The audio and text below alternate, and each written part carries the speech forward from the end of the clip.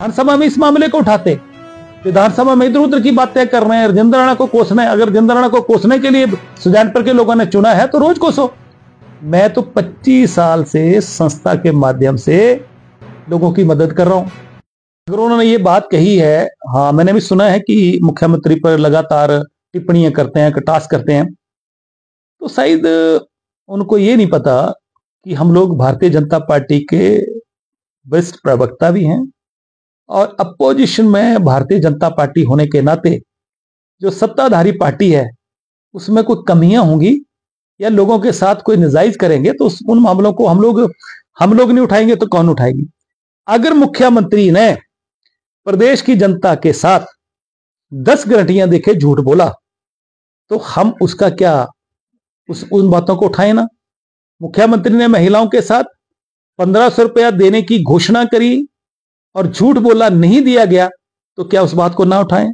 प्रदेश के कर्मचारियों को ना तो प्रॉपर डीए मिल रहा है, ना प्रॉपर लोगों को पेंशन मिल रही है, ना उनके रीइंबर्समेंट हो रही है मेडिकल बिल्स की, ना उनका एरियर मिल रहा है, तो क्या इस मामले को ना उठाएं।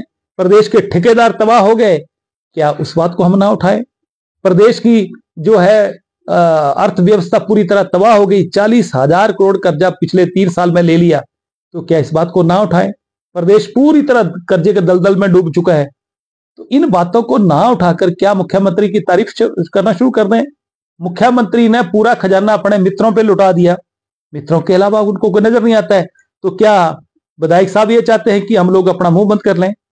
क्या जो सामने हो रहा है, प्रदेश की बर्बादी हो रही है, उसको ना उठाएं। ये हमारा विपक्ष के नाते दायित्व है और हम इस दायित्व को निभा रहे हैं। क्या प्रदेश की जनता के साथ आज प्रदेश में सड़कों की दुर्दशा क्या है, प्रदेश में अलग अलग विभागों की दुर्दशा क्या हो गई है।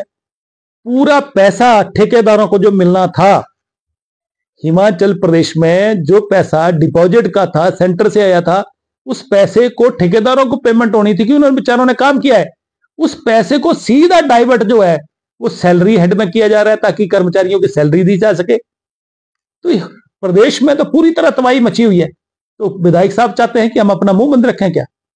और हमने क्या करना है, किसकी मदद करनी है, क्या बोलना है, इस एजेंडे को विधायक साहब नहीं तय करेंगे, ये हम खुद तय करेंगे।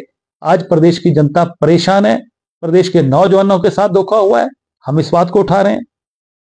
और जिन जिन के साथ प्रदेश सरकार ने जातियां करी हैं, ये एफआईआर दर्ज करने वाली सरकार, झूठे मुकदमे बनाने वाली सरकार और प्रदेश को कर्जे के दलदल में डूबने वाली सरकार है, इसका नाम इस तरीके से लिया जा रहा है।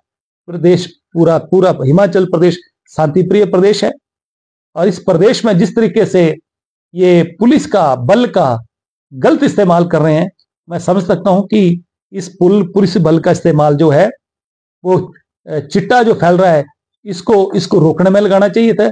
गैंगवार हो रहे हैं, उसको रोकने में लगाना चाहिए था। आपके ऊना में गोलियां चल रही हैं, उनको रोकने के लिए चलाना चाहिए था। खनन माफिया पूरा धंधना रहा है, उसके ऊपर चलाना चाहिए। सुजानपुर में जिस तरीके से खनन माफिया, जितनी हमारी खड्डे हैं उनके सीने जो है वो सीने दो फाड़ कर दिए, आईपीएच की स्कीमें सारी प्रभावित हो रही हैं, उसको रोकने के लिए करना चाहिए। विधानसभा में इस मामले को उठाते, विधानसभा में इधर उधर की बातें कर रहे हैं। राजेंद्र राणा को कोसना है, अगर राजेंद्र राणा को कोसने के लिए सुजानपुर के लोगों ने चुना है तो रोज कोसो। मैं तो 25 साल से संस्था के माध्यम से लोगों की मदद कर रहा हूं। मेरे सुजानपुर चुनाव क्षेत्र में जिन जिन लोगों का नुकसान हुआ था, राजेंद्र राणा व्यक्तिगत तौर पर उनके घरों में गया और यथा योग उन सब लोगों की मदद करी है। अगर विधायक साहब को कोई लगता है कि वो शक है तो जहां जहां नुकसान हुआ उनके घरों में जाके पूछ लें, चबूतरा में भी जाके पूछ लें कि भाई क्या आप लोगों को राजेंद्र राणा ने मदद करी। अभी तक सरकार ने उसको मात्र 25-25 हजार रुपया दिया है। अगर 25 हजार दिया है तो हम सरकार का धन्यवाद करते हैं, परंतु साथ में भी सरकार को कहना चाहते हैं कि आप कमिटमेंट 8 लाख की कर रहे हैं, दे 25 हजार दे रहे हैं, तो बाकी का पैसा चौथा महीना लग पड़ा है तो क्यों नहीं दे रहे हैं। विधायक साहब ने भी 5-5 हजार रुपया दिया है, हम उस बात के लिए भी विधायक साहब का धन्यवाद करते हैं कि 5-5 हजार रुपया दिया, हमने तो इस पर कोई टिप्पणी नहीं करी। अगर विधायक साहब का सोच जो है ऐसी टिप्पणियां करने तक सीमित रह गया, उनको चाहिए था कि भाई विधानसभा में ये मामले उठाते। भाई सुजानपुर में 2 डिवीजन बंद कर दिए थे, जो बिजली अपने बीजेपी ने खोले थे, एक आईपीएच का खोला था और एक बिजली बोर्ड का खोला था। 3 साल बाद आईपीएच का तो दोबारा खोल दिया, क्योंकि शायद पहले उसको खोलने में कोई कमी रह गई होगी, और बिजली बोर्ड का भी नहीं खुला, उसकी बात तो उठाई नहीं। आईपीएच की जब मीडिया ने पूछा कि आईपीएच का सुजानपुर में डिवीजन बंद हो गया, तो विधायक साहब ने कहा कि अब सुजानपुर में कोई जरूरत नहीं है, सुजानपुर की सड़कें टूट गई हैं। सिर्फ मात्र राजेंद्र राणा के समय जो स्कीमें विधायक प्राथमिकता में डाली थी, उस पैसे को आने के अलावा कोई पैसा नहीं आ रहा है। विधायक साहब कोई अपना विजन नहीं दिखा रहे। मैं सिर्फ इतना कहना चाहता हूं कि वो चुने हुए विधायक हैं, और चुने हुए विधायक के नाते लोगों की उनसे उम्मीदें हैं।